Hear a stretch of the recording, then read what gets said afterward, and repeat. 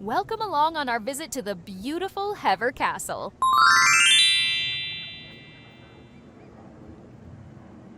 We arrived around 11 am and decided to start our day right by the water. We took a walk around the lake, which is about a 2-kilometer loop. It took us around 30 minutes and was the perfect, peaceful way to kick off the morning.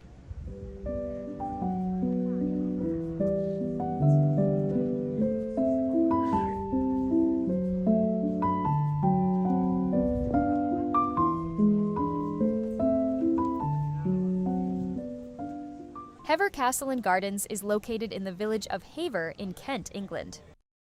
According to recent historical research and the official estate, the original medieval defensive castle at Hever was built in 1383. This means that as of 2026, Hever Castle is 643 years old.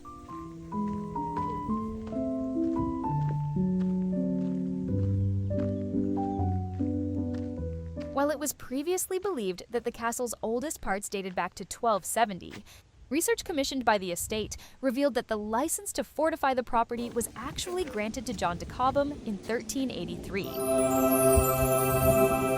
Following its initial construction, the castle was heavily modernized by the Boleyn family in the 15th and 16th centuries, and later restored and expanded in the early 20th century by William Waldorf Astor. Next up, we headed to the Water Maze. Located on 16-acre island, Hever Castle's Water Maze is a brilliant, interactive attraction that's a far cry from your traditional hedge maze. Built in 1997, this unique feature consists of concentric stepping stone walkways hovering right over the water, forming an 88-foot-wide puzzle. The ultimate goal is to navigate your way across the circles to reach the stone grotto right in the center, and do it entirely bone dry. But it's a lot tougher than it looks. Hidden throughout the path are trick stones designed to tilt under your feet, instantly triggering hidden water jets that will soak the unwary traveler. After drying off a bit, we continued our walk across the lush winter garden lawn, making our way toward the main event.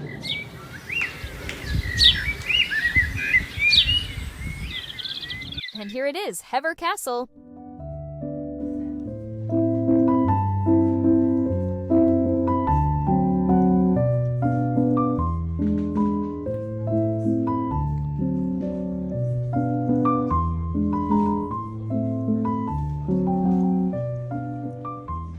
The amount of history inside these walls is just incredible, especially the stories about Anne Boleyn and King Henry VIII.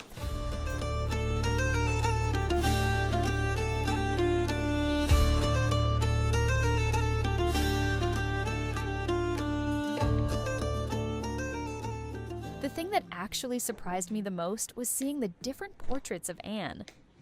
In every painting, she looks so completely different, but they all share one striking similarity: her eyes. It's truly fascinating to see in person. Now, let's continue with a small walking tour inside the castle.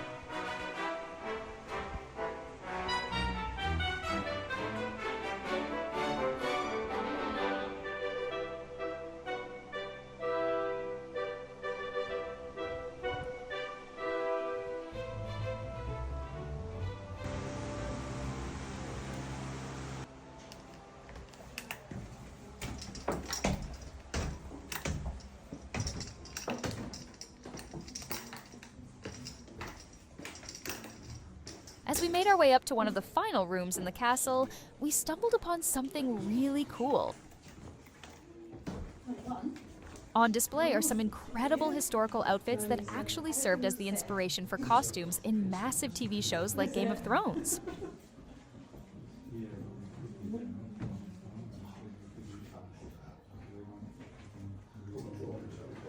Right next to the castle forecourt, we decided to take on the historic Yew Maze. This isn't just any maze. It is actually over a century old, built back in the early 1900s, and is made up of more than 1,000 yew trees imported all the way from the Netherlands. It is massive, covering over 6,400 square feet, with almost a quarter of a mile of pathways winding inside. The hedges are 8 feet tall, so there is absolutely no peeking over the top to find your way out. It's a brilliant traditional challenge, and you'll definitely want to set aside a good 20 to 30 minutes to get lost and eventually conquer it.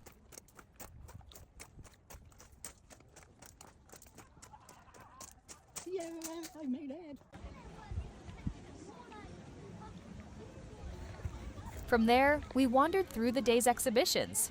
If you love nature, you'll be amazed by the incredible variety of plants and vibrantly colored flowers they have on display here.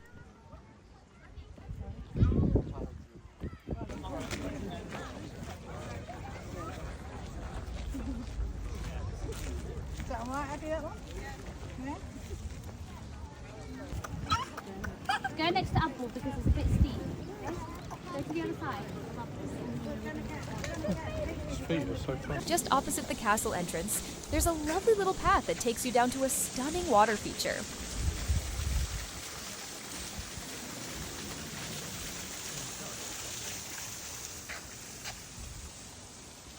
This whole area is just exceptionally pretty. We kept walking and eventually joined the Half Moon Lawn. The atmosphere here was incredible. They had food trucks set up and a live orchestra playing music that perfectly matched the royal, historic vibe of the castle.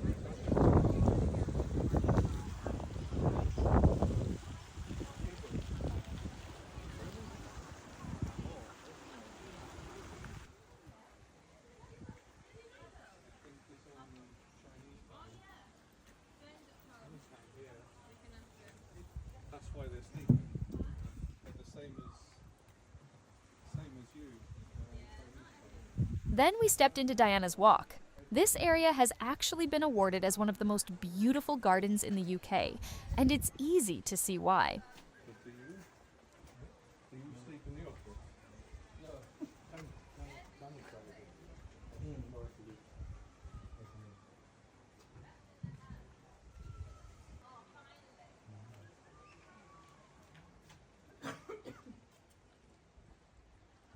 Every detail is just so perfect. Prepare to be completely surprised by how gorgeous this is. I guarantee this is where you will take your absolute best pictures of the day.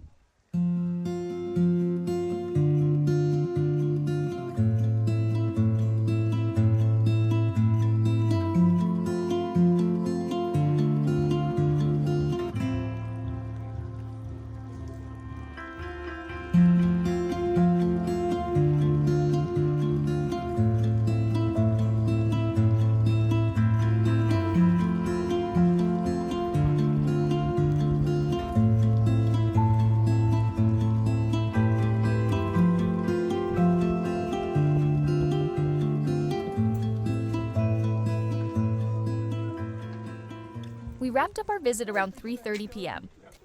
We didn't stop much and kept a slow walking pace, but if you want to take it easy, I highly recommend bringing a blanket and enjoying a nice picnic on the greens.